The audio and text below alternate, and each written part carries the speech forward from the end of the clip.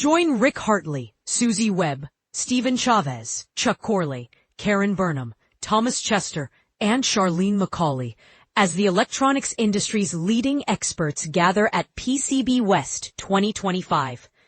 Coming September 30th to October 3rd to the Santa Clara, California Convention Center. PCB West features more than 125 hours of in-depth electronics engineering training spread over more than 50 sessions, including 30 brand new classes. Sponsored by the Printed Circuit Engineering Association, PCB West features classes for every level of experience, from novice to expert. Registration is open at pcbwest.com. Don't miss PCB West 2025. Engineering tomorrow's electronics.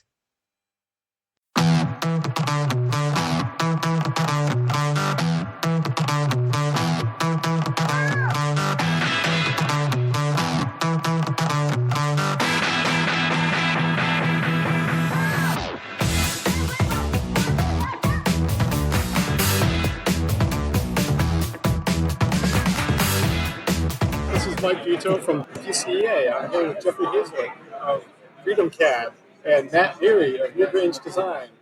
And our guest is Phil Gulley from Cofactr. Hello. Thank you so much for joining us. I'm thrilled to be here. I can tell. Libby Melton. Am I included? Yes. Now you are. Now you are. It's a podcast and you just became included. I didn't know if I was just censored. No, you're here. You're the director of marketing? Something like that. VP of marketing. VP of marketing. Sorry. That's new. You just got promoted? Yeah, Congratulations. today, Did that come with a pay raise? Yes. Good. Congratulations. She said that with such confidence, it feels like, I guess we're going with it. It was a lie. It actually didn't because the pay raises are. It's Retroactive. Let's make this awkward. Yeah. Yeah. Well, had this good conversation. podcast, everybody. So how that's how things work at No, because you do the performance evaluations and then you do the any increase in salary based on the performance evaluation. Libby was like, Libby was like, you've made 2 hires. Those hires are VPs. I'm working on the same level as them. I feel like I need the title increase. It was like, totally, that makes all the sense in the world. Hardest question first. How do you spell Cofactr? Cofactr. So Cofactr, appropriately spelled, is I believe a medical technology company, as it should be, because a cofactor is an inorganic, basically catalyst to an organic process. So they have the name, which is right. Our idea was collaborative factory, sort of, we are the outsourced process. Collaborative factory. Right. Cofactr. Right, yeah. And so why is there not an E on the end? Cofactory. That's too much stuff. Cofactor's nice, it's tight, Cofactr. Nice. Yeah. Yeah. So we're done. That's exciting. I feel like what do you guys do? So we are a supply chain risk management tool, but we provide services to our customers through 2 main processes, and that is source-to-pay software. So that is, I need something in the world, and I have to communicate about it, and I have to track those materials, and I have to pay for them, and I need to make sure, they get to the right place. Explaining that. Right? And then third-party logistics, where for a lot of our customers, they are thinking about engineering processes to make great products, and then the other side of their business is building those great products. And because we have a lot of sub-assemblies, like, for example, a circuit board, PCBA, managing those materials, critical materials that need to be very carefully maintained, both physically and in their lot traceability for high compliance industries. That's not their core competency. We work as a branch of their organization supporting them. So that's sort of the 2 pillars. Yeah. Thank you for the layman's explanation of that. Okay, perfect. We help companies buy things, and we help people store things, and then we help people ship things to where they need to go. But you're a standalone solution. You're not a bolt-on to somebody else's MES or ERP system. No, we work great with those. I would say, so if you look at a company that's just trying to move really, really fast, so like I'm a startup, I'm trying to make a drone, I'm trying to get it to market. Cofactr can be a great tool when you are really operating lean, where I've got an engineer, and that engineer basically has to do their own buying, and we need that traceability, and I need to get everything to the line ASAP. We can jump right in, and that's a really fast solution that can unlock a lot of opportunity. For larger companies, we will integrate with their PLM or their CAD environment, so we can pull requirements and pull bills of materials and pull designs out of those software suites. We can then compare them to distributors and vendors that are mostly domestic, but certainly international represented, specifically in electronics, highlight any risk. And then we also integrate with ERPs. So if you're sitting on NetSuite or SAP and you need those POs and those invoices and those packing slips, which are all part of this procurement process, to live in a financial record, or if you are creating new products and you go, I need an item record in my ERP and I need to be able to create demand off of that, we can also do that. So there's a lot of data process that we will click into when we are working for a larger company. So in the shopping portion, using your tool, can someone then actually click a button and get those parts ordered through you? Or is it just equipping them to be like, this is the information, go off on your own? We can do the shopping for you if you need that service, or you can use our tool to do your own shopping. Yeah, so it depends on how you want to configure it. So the easiest, simplest one is I would like to have one PO that goes to Cofactr, because I am just trying to get this done as fast as possible. And we will buy on your behalf with total transparency, tell you exactly where those materials come from before we buy them. We'll give you all the documentation, the compliance doc, COO, everything that will live in a digital record forever. We will receive those materials. We will count those materials. We will inventory those materials. We will kit those materials. We will label those materials for you and then ship them to you or your manufacturer. So this is the easiest one. Like, I want the box of stuff. I need it to be there at this time. Go. We can also integrate where we are in your email system and we are sending emails to your vendors, to your reps. We're receiving those emails back from those reps. We're using AI to parse them and highlight, hey, something's been delayed, it's a partial shipment. So we can be sort of supply chain intelligence and monitoring for everything that you're buying. Or we've got sort of the I need to turn this real quick. So really wide variety on how we can configure that for our customers. Who's an ideal customer and where do you want to meet them? At what time of their journey in developing electronic hardware do you want to start talking about? I would say that the right time to meet is any time that you're just actively developing something, right? This is a thing where we'll talk to a company and there's not in NPI currently. They're not really in an engineering cycle, which gives them time to think about maybe new technologies. But it's really hard to see any value if you're not using something. So if you're in that NPI phase, if you're sort of early on in that, you're making component selections and you want to be really responsible and see that happen with better outcomes, I think that's a great time to engage with us. Our ideal customers tend to be higher compliance, lower volume. There are great services that are provided by large EMSs. CMs will take on a lot of this responsibility. They will hold stock for you. They will bear the responsibility of a lot of that supply chain, which is an amazing thing.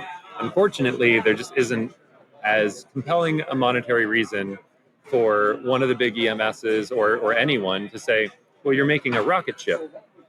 It's one rocket ship, man. I'm just not going to take on a bunch of risk because that's not a high volume job. It's just not profitable for me. And so you have this challenge where the stuff that's really, really important to the world is often low volume. And so it's kind of a non-ideal customer for really the manufacturing ecosystem. That's where we can really shine because they also need the documentation, they need the traceability, and that's all just part of what we do. It's built in. And so if you're making satellites, A&D, if you're automotive, robotics, agriculture, energy, that's where we really shine. But even across all of these prototypes. Totally. And that is another great use case. I think that really comes down to the strategy of the individual organization because unfortunately, even right now, a lot of that is being pushed to foreign markets because test engineers are cheaper. And so if you're domestically manufacturing, certainly in that NPI phase until you've sort of gone through tests and now you're ramping to production, another great use case. And we work with some really large OEMs supporting them in that way. So unclear. This is a single platform solution, or this is a suite of tools? It is a single platform. We definitely have users that engage in different ways. So an engineering function, maybe we're just tied into their PLM, so we're just pulling bills of material out of Arena, and only the engineering manager is reviewing inside of Cofactr to see, are my engineers making choices that I would support? Are they using parts that already have internal part numbers? Is there risk associated with these parts? Whatever. A procurement function, you might have engineers making requests for procurement of materials that gets approved by someone else in the chain. They might have the ability to put rails around the buying processes, right? So a procurement leader might have a lot of sort of access to more the, okay, it's a requisition, I'm authorizing it, I'm initiating the buy. And then on the other side, there's all the financial documentation. So every now and then we might get like a sort of financial leader going and poking around a little bit to understand, is this team operating in a way that is compliant to what our standards are, since often engineering functions will move fast and you want to make sure that everything's going okay and that your vendor relationships are healthy. So it kind of depends how you interact with it, but it is certainly all one single tool that allows you to discover vendors, assess risk, do the procurement, track those materials, and have that documentation forever. So if I'm purchasing a license, yes, there will be a whole host of these things that I can do inside of that license. Yes, and it's just really up to me which ones I'm going to use and which ones I'm going to ignore. Yeah, and we have a lot of controls around the actual user seats, and so whether or not you want someone to be able to write into a BOM, right, and change that engineering data, or if you want them to be able to spend money, right, all these permissions are really specific, and there's kind of a happy path. Like if you were like, I have seat, I need to make thing, there's a really direct sort of linear, easy way to do it. It's really when you start saying, okay, we've got several team members across the org that need to engage in different ways, that it sort of becomes a more expansive thing because you have layers of approval and certain controls in place. So depends on your use case. We can serve an individual or a very large team where you're being hyper-focused in your use. How are you using AI in this? Any data processing, any decision making, and if so, what kind of AI are you using? So most of the AI, so we're ITAR, we're running on GovCloud. So because of the compliance issues or compliance challenges with a lot of our customers, the realities there.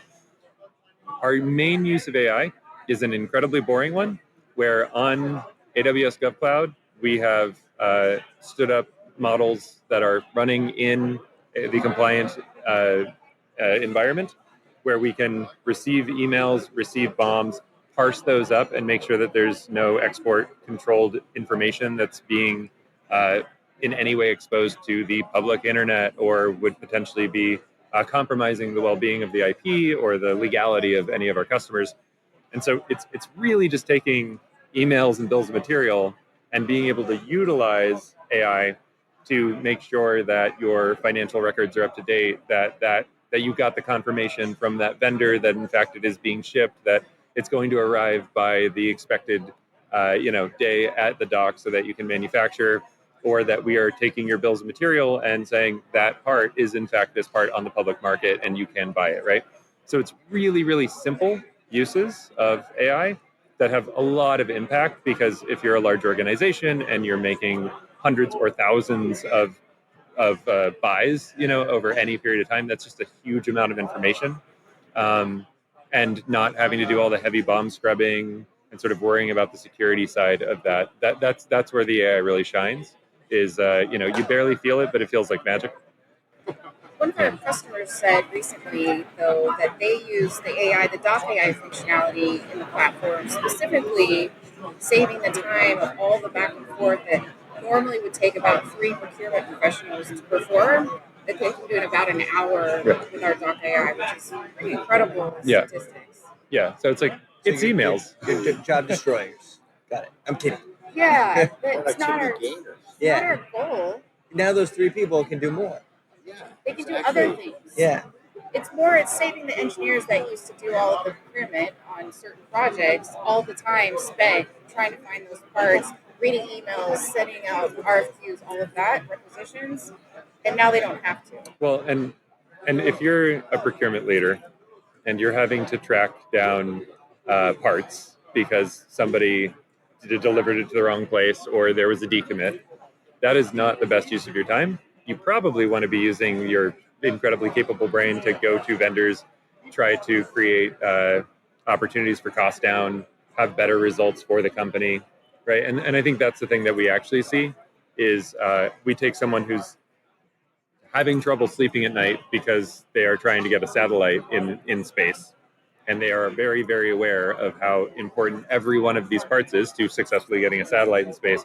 And we shift them into an opportunity where they can sleep at night and be more strategic and help facilitate better outcomes for those companies.